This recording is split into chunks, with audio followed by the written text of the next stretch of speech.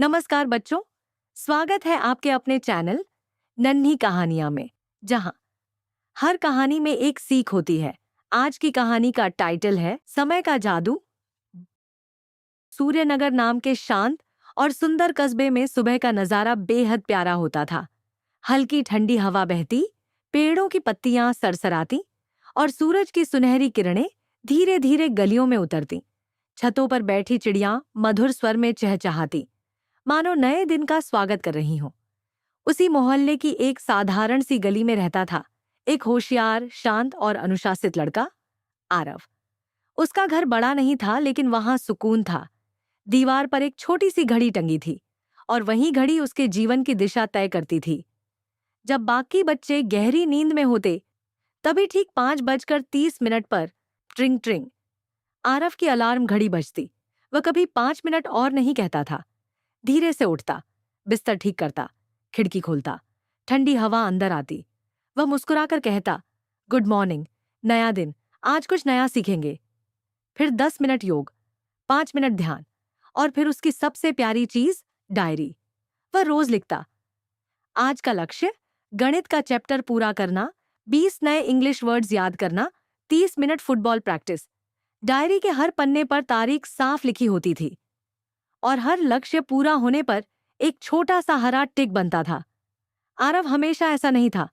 कुछ साल पहले वह भी देर से उठता था, होमवर्क टाल देता था, मोबाइल गेम्स में समय बर्बाद करता था और परीक्षा से एक दिन पहले घबरा कर पढ़ता था। एक बार गणित की परीक्षा में उसे बहुत कम अंक मिले। दोस्त हंसे। टीचर ने कहा, तुम में क्षमता है पर अनुशासन नहीं। उस रात आरव चुपचाप बैठा रहा। उसे खुद पर गुस्सा भी आ रहा था और दुख भी। तभी दादाजी उसके पास आए।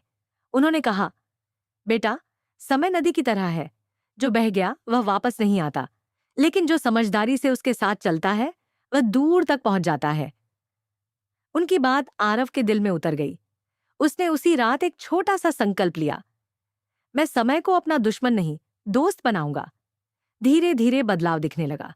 आरव समय से पहले स्कूल पहुंचता, यूनिफॉर्म साफ, जूते चमकते हुए, बैग व्यवस्थित। क्लास टीचर अक्सर कहती, अगर समय की कीमत सीखनी हो तो आरव से सीखो। लेकिन पीछे बैठने वाले कुछ बच्चे फुसफुसाते, अरे ये तो चलता फिरता टाइम टेबल है, रोबोट आरव। सब हंसते। आरव भी हल्की मुस्कान दे देता, लेकिन अंदर कहीं थोड़ा सा दर्द जरूर होता। शाम को मैदान में फुटबॉल मैच होता। आरव भी पूरे जोश से खेलता, लेकिन जैसे ही उसकी घड़ी में 6 बजे, वह बॉल रख देता। दोस्तों, अब मैं चलता हूं। अरे अभी तो मैच रोमांचक हो रहा है। तू हमेशा टाइम टाइम करता रहता है, आरव शांत स्वर में कहता।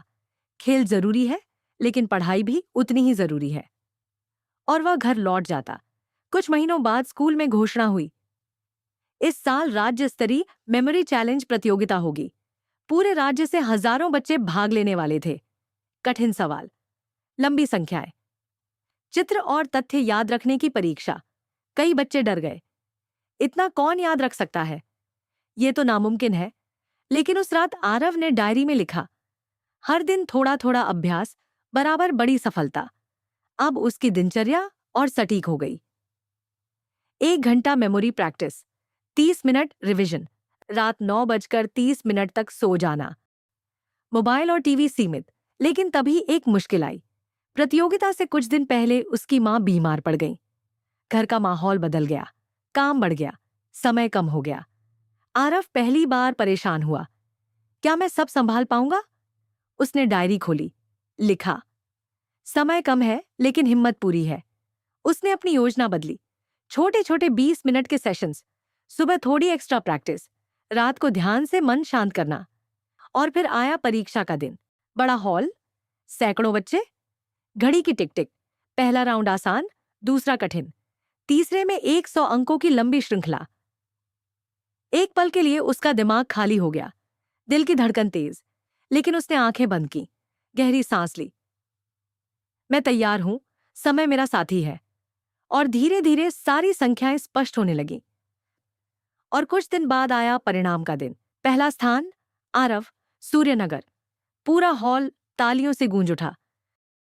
कुछ दिनों बाद एक बड़ी कार उसके घर के सामने रुकी। अधिकारी उतरे, हाथ में ट्रॉफी। तुमने सबसे कम उम्र में सबसे अधिक चीजें याद रखने का राष्ट्रीय रिकॉर्ड बनाया है। कैमरे चमके, मोहल्ला गर्व से भर गया। लेकिन असली बदलाव अब शुरू हुआ। जो बच्चे पहले रोबोट कहते थे अब धीरे से बोले, हमें भी सिखाओ। आरव मुस्कुराया। कल सुबह 6 बजे पार्क में मिलो। पहले दिन 3 बच्चे आए, फिर 7, फिर पूरा समूह। धीरे धीरे बच्चे समय पर उठने लगे, होमवर्क समय पर होने लगा, खेल और पढ़ाई का संतुलन बना, सूर्यनगर बदलने लगा। उस रात आरव ने लिखा, आज समझ आया, सच्ची जीत ट्रॉफी में नहीं, दूसरों को इंस्पायर करने में है। सीख, समय सबसे बड़ा जादूगर है। वह हमें अवसर देता है, सुधारने का मौका देता है, और अगर हम उसका सम्मान करें तो वह हमें सफलता, सम्मान और सच्ची खुशी देता है। दोस्तों, अगर आपको यह कहानी पसंद आई हो तो इसे लाइक करें, अपने दोस्तों और परिवार के साथ शेयर करें और हमारे चैनल को सब्सक्राइब करना न भूलें। और हाँ, हमारी नई नई कहानियों की जानकारी सबसे पहले पाने के लिए बेल आइकन जरूर दबाइए। और दोस्तों, अगर आप किसी स्पेसिफिक टॉपिक पर कहानी देखना चाहते हैं, जैसे दोस्ती, हिम्मत, समय, ईमानदारी या कोई मजेदार एडवेंचर, तो नीचे कमेंट में जरूर लिखें। हो सकता है अगली कहानी आपकी पसंद की ही हो, क्योंकि इसी चैनल पर आपको मिलेगी हर कहानी में एक सीख।